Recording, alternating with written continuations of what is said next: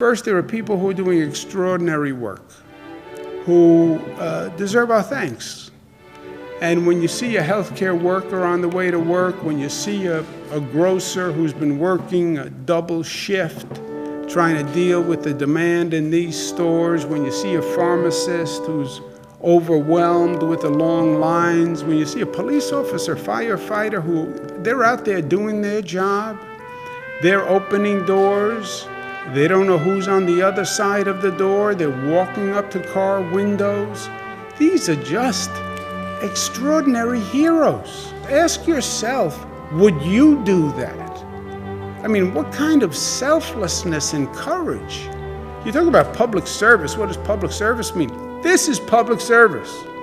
This is public service in stereo and on steroids. These are people really stepping up. They deserve our thanks. And I think understanding what they do in some ways gives us perspective on how beautiful people can be. It's a time for a smile when you're walking past someone. It's a time for a nod. It's a time to say hello. It's a time for patience. And don't let the little things get you annoyed.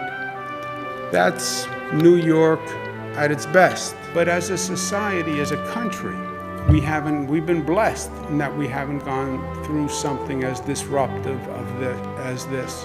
So what do we learn about ourselves? And I think what we're seeing already is a crisis really brings out the truth about ourselves, first of all, and about others.